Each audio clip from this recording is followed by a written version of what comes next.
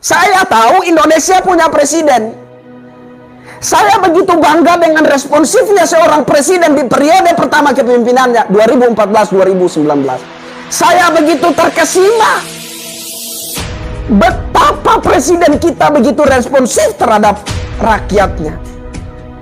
Jangankan teriakan, bisikan saja didengar oleh presiden. Nah, sekarang di periode kedua ada yang menurut saya kurang sekali. Kurang responsif Bapak terhadap rakyat.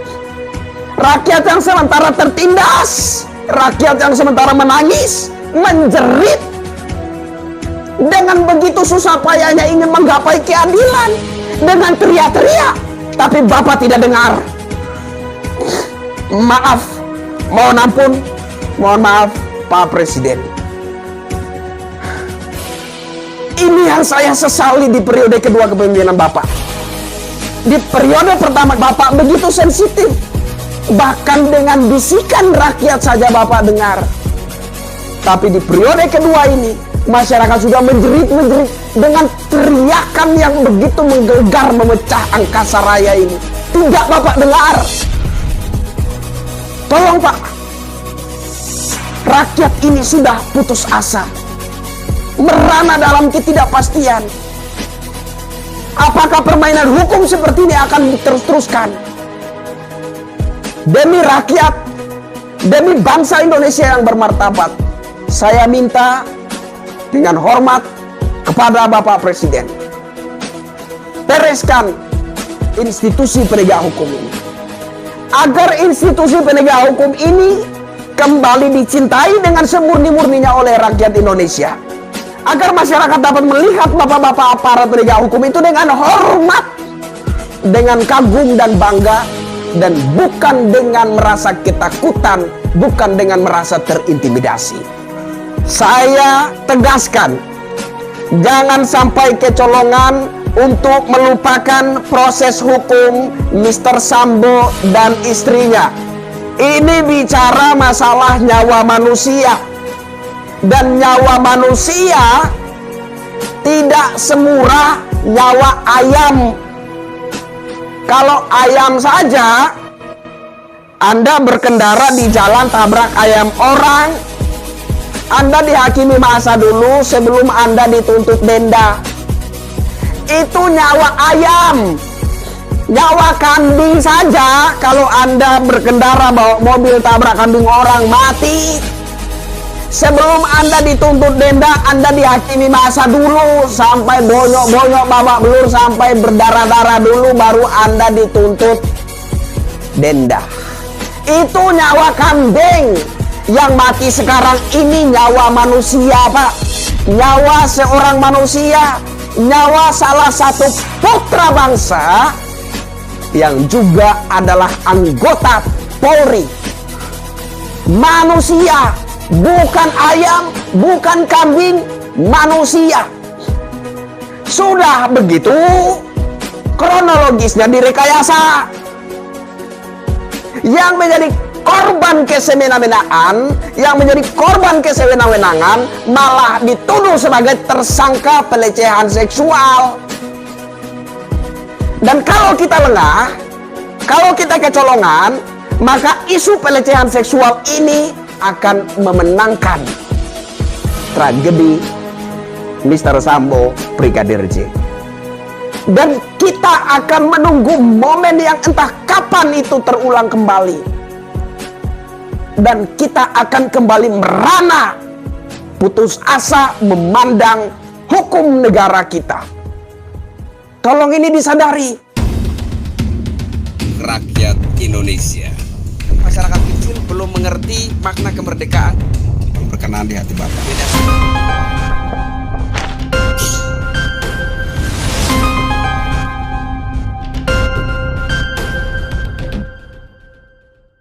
Salam Sambo. Oke.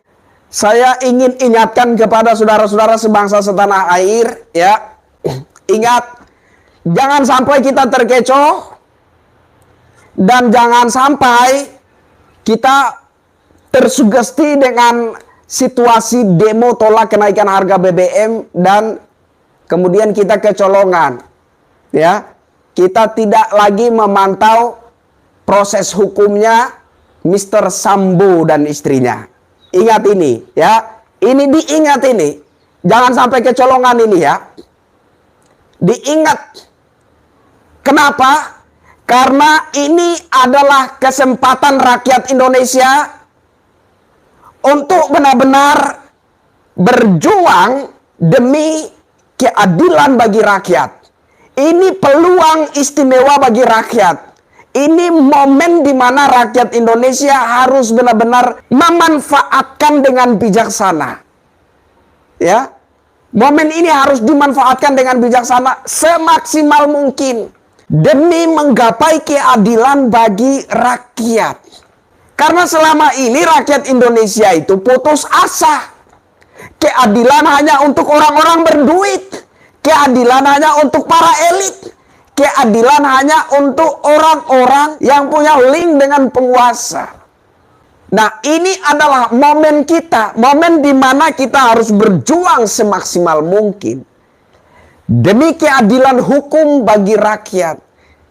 Nah, jangan sampai kita terkecoh dengan isu kenaikan harga BBM, lantas kita lupa, kita kecolongan. Kenapa saya katakan tragedi Sambo Brigadir J ini adalah momen rakyat?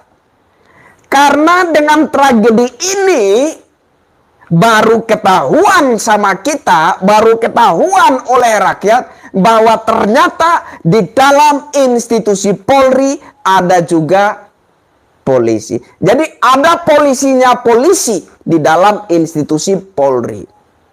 Ini baru ketahuan. Wajar saja ketika masyarakat mencari keadilan yang didapatkan justru kelaliman, kezaliman. Ketika masyarakat mengadu, saya sebagai korban nih, entah korban apalah, saya mengadu, bisa jadi sebentar saya yang jadi tersangka. Kapolri juga pernah mengumumkan, bagi barang siapa yang menemukan tindak pidana korupsi dan melaporkannya akan diberikan hadiah. Nyatanya sudah berapa orang menemukan pelaku tindak pidana korupsi ketika dilaporkan, justru yang melaporkan jadi tersangka. Ini ada. Dan saat ini adalah momen untuk kita perjuangkan keadilan bagi rakyat.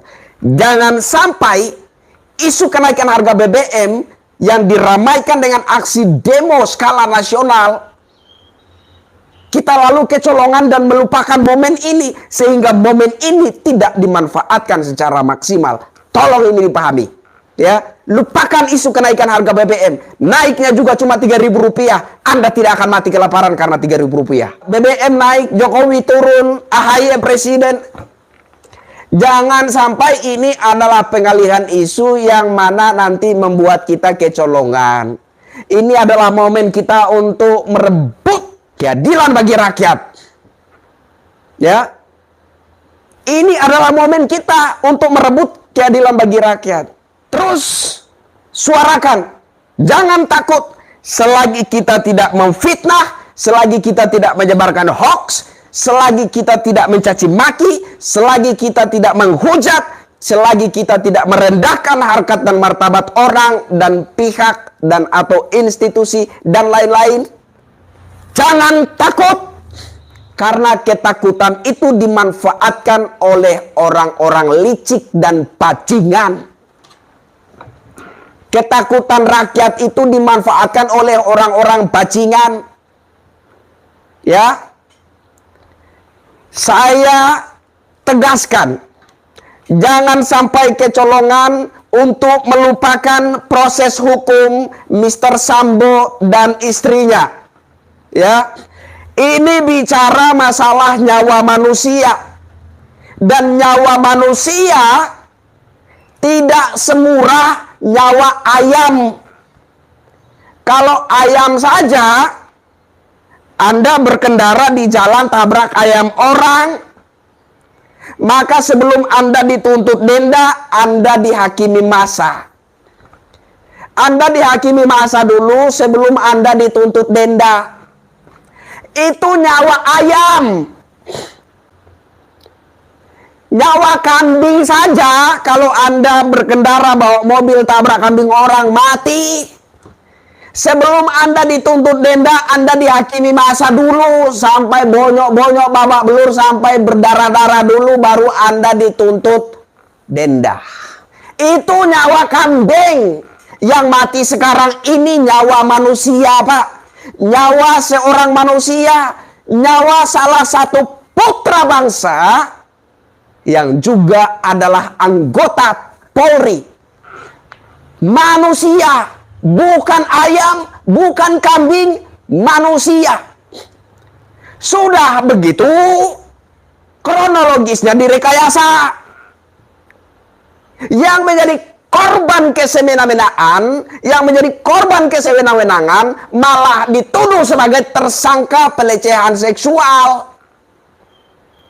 Dan kalau kita lengah, kalau kita kecolongan, maka isu pelecehan seksual ini akan memenangkan tragedi Mr. Sambo, Brigadir J. Dan kita akan menunggu momen yang entah kapan itu terulang kembali. Dan kita akan kembali merana, putus asa memandang hukum negara kita. Tolong ini disadari. BBM yang bergeser dari 7.000 menjadi 10.000, ada penambahan 3.000 rupiah, itu nggak akan buat Anda mati kelaparan. Tapi bicara keadilan, ini keluhan rakyat Indonesia. Bicara keadilan, ini kebutuhan seluruh rakyat Indonesia. Terlalu banyak rakyat Indonesia yang hari ini sedang merana karena tidak dapat menggapai keadilan bagi dirinya. Yang tidak salah disalahkan, yang salah dibenarkan, apa yang tidak terjadi dibilang terjadi. Tidak ada pelecehan seksual dibilang ada pelecehan seksual. Tidak ada tindakan pencabulan dibilang ada tindakan pencabulan. Mas Beki di Jombang, drama keadilan seperti ini harus dihentikan. Tapi mau berhenti bagaimana? Kalau Anda sedikit-sedikit terprovokasi dengan isu BBM 3.000 rupiah. Ini momen kita untuk menggapai keadilan. Maka gunakanlah momen ini semaksimal mungkin. Jangan diam, jangan takut. Perjuangkan ini. Ya, ada yang tanya sama saya, kamu nggak takut mati kah? Orang yang kamu singgung itu Kapolri, orang yang punya kuasa, orang yang punya kewenangan. Apa jawab saya? Saya tidak takut. Bahkan saya lebih senang mati ketika saya sedang berbicara seperti ini. Matiku mulia. Saya menyesal kalau kematian itu mendatangi saya dalam keadaan saya tidak sedang berbuat apa-apa. Tapi kalau kematian itu mendatangi saya ketika saya sedang memperjuangkan keadilan untuk rakyat, matiku mulia. Jadi saya nggak takut. Karena kalau model seperti ini, proses hukum seperti ini, dibiarkan terus terjadi, maka kemarin yang menjadi korban adalah Brigadir J. Kemudian di Jombang ada Mas Beki, anak Kiai Jombang. Korban kesewenang-wenangan. Apa yang tidak ada dibilang ada. Isu pencabulan. Pencabulan yang bagaimana? Siapa yang dicabuli? Nah, bagaimana orang dicabuli 2 tahun yang lalu dan melakukan visum hari ini? Masuk akal tidak? Bagaimana 2 orang dicabuli pada waktu yang berpapasan tidak saling melihat? Masuk akal tidak? Ini dipikirkan ini. Saksi satu dihadirkan ke persidangan blunder. Saksi satu lagi dihadirkan ke persidangan blunder. Kesaksiannya, apakah Anda berada di tempat itu, melihat, mendengar, mengalami kejadian itu? Jawabannya tidak. Tidak ada di tempat itu, tidak melihat, tidak mendengar, tidak mengalami, tapi dihadirkan di persidangan sebagai saksi. Lantas keterangan apa yang diberikan di sana? Kesaksian apa yang diberikan di sana? Kesaksiannya adalah saya mendengar desas-desus begini, kemudian saya tanya si itu, kemudian kami janjian ketemu di warung ini, terus kami ngobrol. Hanya sekira, apakah itu saksi? Ini kasus apa? Kemudian ada sekelompok orang mengatasnamakan aliansi santri lawan kekerasan seksual. Dengan begitu mudahnya melakukan aksi di Pengadilan Negeri Surabaya. Dan kemudian mereka bukan hanya melakukan aksi yang katanya agendanya itu melawan kekerasan seksual. Kok mereka bisa dengan mudahnya masuk ke ruang sidang anak Pengadilan Negeri Surabaya? Ada apa ini? Apakah isu pencabulan Mas Beki ini benar-benar suatu hal yang real, suatu hal yang nyata, benar-benar terjadi?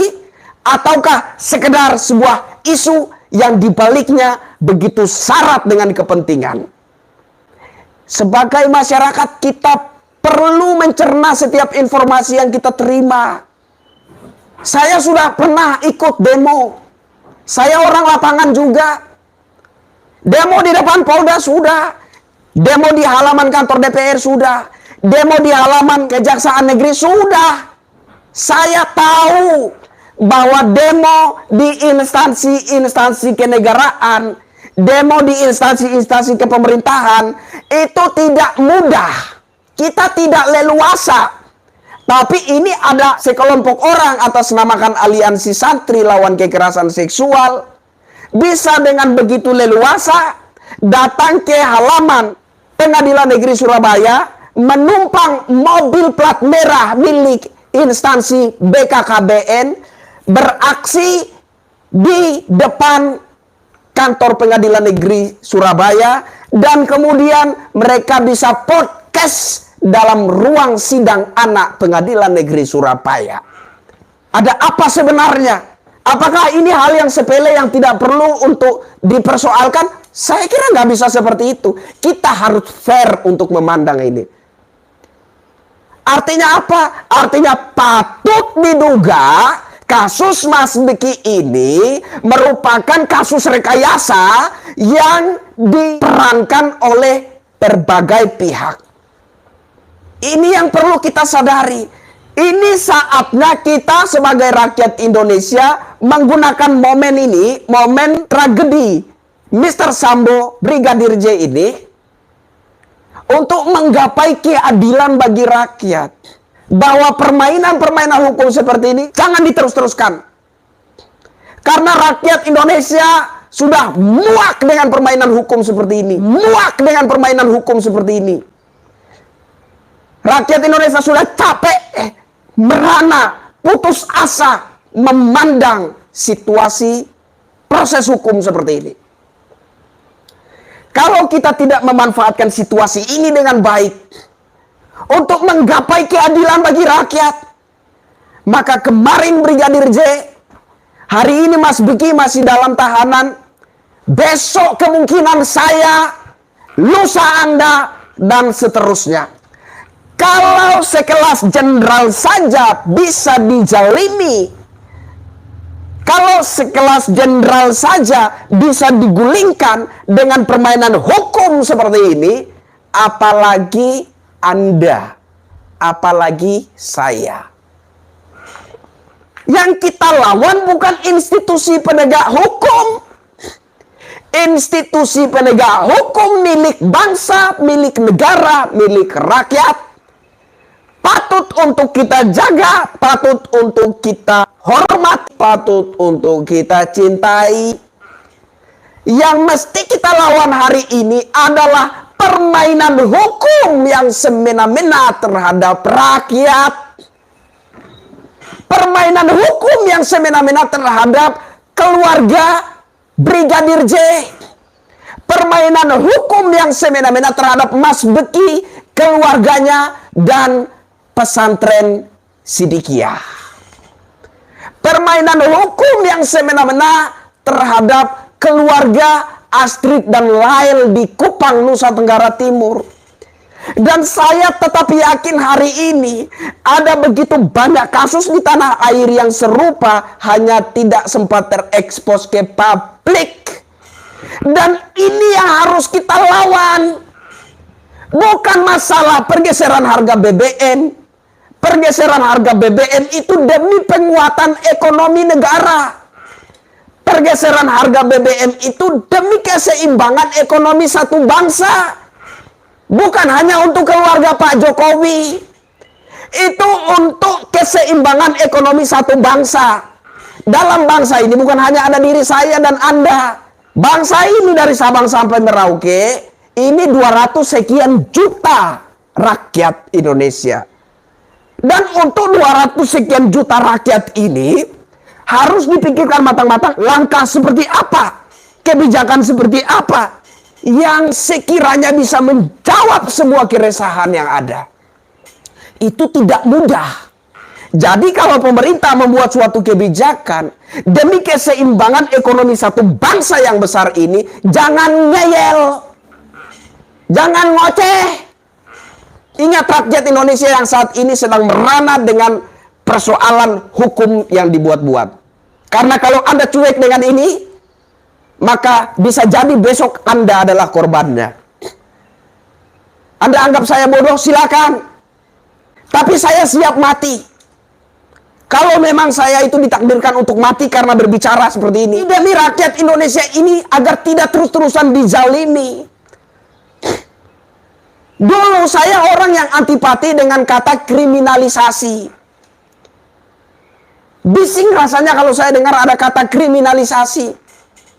Setiap kali ada yang ngomong kriminalisasi, saya itu kok rasanya dongkol gitu. Tapi ketika saya melihat dengan mata kepala sendiri, proses hukumnya Ibu Astrid dan anaknya Lail di Nusa Tenggara Timur, saya akhirnya menyadari dan mengakui bahwa kriminalisasi memang ada.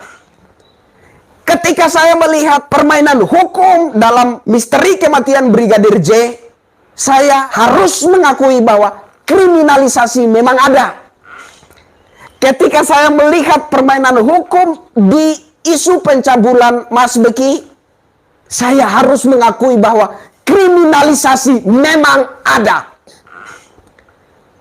Saya Kristianto Yen Oni, pendukung pemerintahan yang sah, pendukung aparat TNI dan Polri. Tapi khusus untuk permainan hukum seperti ini, saya melawan pemerintah dan aparat. Bukan institusinya. Tapi oknum-oknum pemain hukum inilah yang menurut saya harus dilawan. Negara ini punya presiden. Jangan sampai ada presiden lain di balik presiden. Polri punya Kapolri. Jangan sampai ada Kapolri lain di balik Kapolri. Ini yang membuat situasi bangsa kita ini jadi memprihatinkan. Dan ini harus segera dibersihkan. Saya akan terus teriaki presiden. Bereskan ini. Demi keadilan untuk rakyat. Jangan ada polisi di dalam polisi. Begitu juga dengan presiden. Pak Jokowi, mohon ampun. Salam hormat. Saya tahu Indonesia punya presiden. Saya begitu bangga dengan responsifnya seorang presiden di periode pertama kepemimpinannya 2014-2019. Saya begitu terkesima betapa presiden kita begitu responsif terhadap rakyatnya. Jangankan teriakan, bisikan saja didengar oleh presiden. Nah, sekarang di periode kedua ada yang menurut saya kurang sekali. Kurang responsif Bapak terhadap rakyat. Rakyat yang sementara tertindas, rakyat yang sementara menangis, menjerit, dengan begitu susah payahnya ingin menggapai keadilan, dengan teriak-teriak, tapi Bapak tidak dengar. Maaf, mohon ampun, mohon maaf Pak Presiden.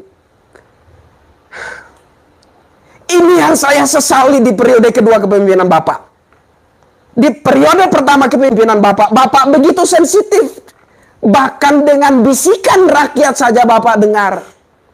Tapi di periode kedua ini, masyarakat sudah menjerit dengan teriakan yang begitu menggelegar, memecah angkasa raya ini. Tidak Bapak dengar. Tolong Pak. Rakyat ini sudah putus asa. Merana dalam ketidakpastian. Apakah permainan hukum seperti ini akan diterus-teruskan? Demi rakyat, demi bangsa Indonesia yang bermartabat, saya minta dengan hormat kepada Bapak Presiden, bereskan institusi penegak hukum ini. Agar institusi penegak hukum ini kembali dicintai dengan semurni-murninya oleh rakyat Indonesia. Agar masyarakat dapat melihat bapak-bapak aparat penegak hukum itu dengan hormat, dengan kagum dan bangga, dan bukan dengan merasa ketakutan, bukan dengan merasa terintimidasi. Buat orang-orang pemerintahan yang mungkin sempat lihat video saya ini, sampaikan kepada Bapak Presiden. Itu unek-unek rakyat. Dan saya bersyukur bisa berbicara sebagai rakyat. Rakyat Indonesia. Masyarakat kecil belum mengerti makna kemerdekaan. Berkenan di hati Bapak.